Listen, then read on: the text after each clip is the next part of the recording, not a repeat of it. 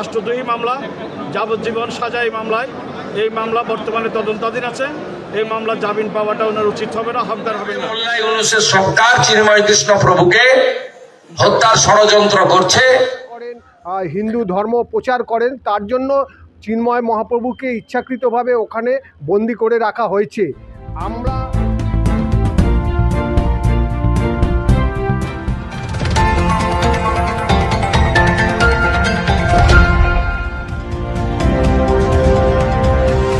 বাংলাদেশে বৃহস্পতিবার চিন্ময় কৃষ্ণ দাস মহাপ্রভুর জামিন নামঞ্জুর হয়েছে। এখন শুনে নেব বাংলাদেশের সরকারি পক্ষের আইনজীবীর বক্তব্য। চিন্ময় দাসের যে মামলা শুনানোর জন্য ছিল, ওনার পক্ষে ঢাকা থেকে একজন আইনজীবী, যিনি আমাদের 12 সদস্য অ্যাডভোকেট অপূর্বচরণ দাস, তিনি তার নেতৃত্বে প্রায় 10-12 জনের একটি বিজ্ঞ আইনজীবী দল আমাদের এখানে আসছে। আমরা জেলা আইনজীবীর সভাপতি, সাধারণ সভা দুজনে ছিলাম।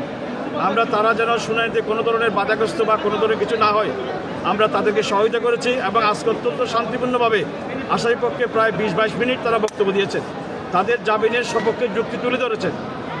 পাশাপাশি রাষ্ট্রপক্ষের পিপি মফিজুল মিয়া সাহেব, তিনিও বলেছেন যে এটি একটি রাষ্ট্রদ্রোহী মামলা, যাবজ্জীবন সাজা এই মামলায়। এই মামলা বর্তমানে তদন্তাধীন আছে। এই মামলা জামিন পাওয়াটা ওনার উচিত হবে না, হকদার হবেন না। বিজ্ঞ আদালত উভয়ের বক্তব্য শুনে তাকে যার জামিনে আবেদন নামঞ্জুর করেছেন। আপনি যে কথাটা বলেছেন, আমরা বারবারই বলে আসছি যে চিন্ময় দাসকে যেদিন আদালতে তোলা হয়েছিল প্রথম দিন 26 তারিখ, তখন যাকে কোর্টের অর্ডারে তাকে যখন প্রিজন ভ্যানে তোলা হলো, যে পুলিশের মাইক দিয়ে বক্তব্য দিয়েছিলেন, সে বক্তব্য দেওয়ার পরে তার সমর্থকরা উচ্ছৃঙ্খল আচরণ করে আমাদের এখানে ভাঙচুর করেছেন, প্রিজন ভ্যানকে ঘেরাও করে রেখেছেন, যাওয়ার পথে কার ভাঙচুর করেছেন, চেম্বার ভাঙচুর করেছেন, মসজিদ ভাঙচুর করেছেন। সর্বশেষ আমাদের একজন প্রিয় ভাই সাইফুল ইসলাম আলিফকে নৃশংসভাবে কুপিয়ে হত্যা করা হয়েছে। আমরা মনে করি চিন্ময় দাস যদি সেদিন মাইক দিয়ে কোনো বক্তব্য না দিতেন, তাহলে এই ঘটনার পরবর্তী ঘটনাটা আর হতো না।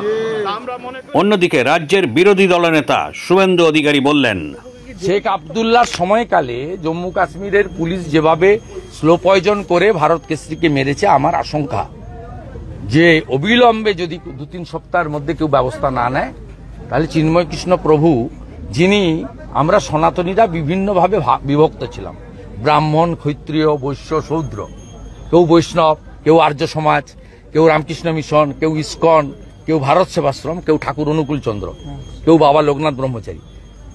উনি যেটা করেছিলেন সব সনাতনীদের এক করেছিলেন।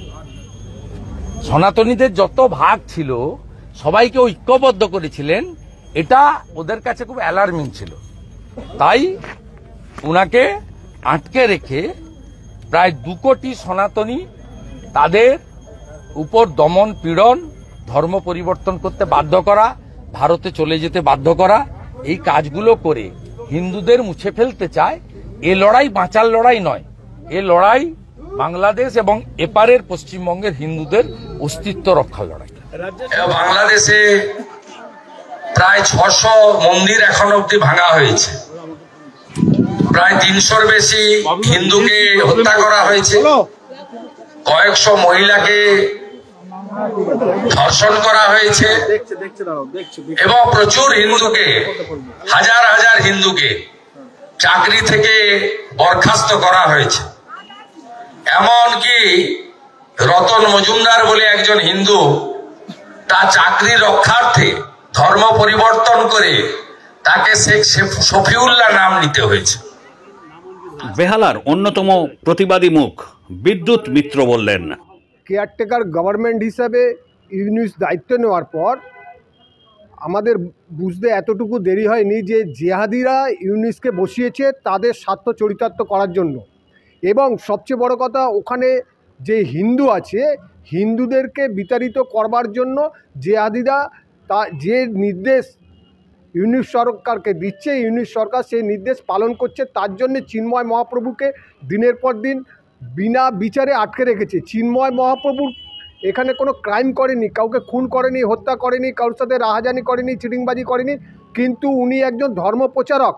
উনি হিন্দু ধর্মকে বাংলাদেশে তুলে ধরেছে।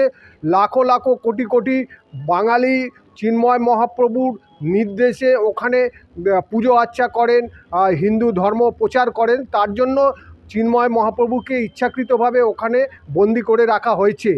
আমরা চিন্ময় মহাপ্রভুর অবিলম্বে তার মুক্তি দাবি করছি। এবং আপনারা জানেন ভারত সরকারও দাবি করেছে। আমাদের ভারতবর্ষ হচ্ছে ধর্মনিরপেক্ষ দেশ। ভারতবর্ষের সবার ধর্ম সমান হিসাবে আমরা দেখি। আমাদের এখানে মানে সংখ্যালঘুরাও তাদের ধর্ম পালন করে এবং সংখ্যাগুরুরাও তাদের ধর্ম পালন করে মিলেমিশে। কিন্তু বাংলাদেশে এখন যা পরিস্থিতি, এক কঠিন পরিস্থিতির মধ্যে দিয়ে বাংলাদেশ যাচ্ছে। ওখানে হিন্দুদের ওপর যেভাবে উৎপীড়ন নিপীড়ন হচ্ছে, মহিলাদেরকে ধর্ষণ করা হচ্ছে, তাদের জমি জমা কেড়ে নেওয়া হচ্ছে, তাদের বাড়িতে গিয়ে ডাকাতি লুটতরাজ চলছে। কিন্তু আমরা এইটা যে ভারত সরকার যেমন বাংলাদেশে ইউনিট সরকার তো না, কেয়ারটেকার গভর্নমেন্টের কাছে আবেদন করেছে যাতে অবিলম্বে সংখ্যালঘুদের ওপর আক্রমণ না হয়, তার জন্য দেখার জন্য নির্দেশ জারি করেছে। তার সাথে সাথে আমরা যেটা চাই যে অবিলম্বে হিন্দুদের ওপর এই অত্যাচার নিপীড়ন বন্ধ হোক এবং চিন্ময় মহাপ্রভুকে মুক্তি করে দেওয়া হোক। নিঃশর্ত মুক্তি চাই চিন্ময় মহাপ্রভু। বেহালা থেকে পরিমল কর্মকার ও স্বপন নস্করের রিপোর্ট, এখন দিনকাল নিউজ, কলকাতা।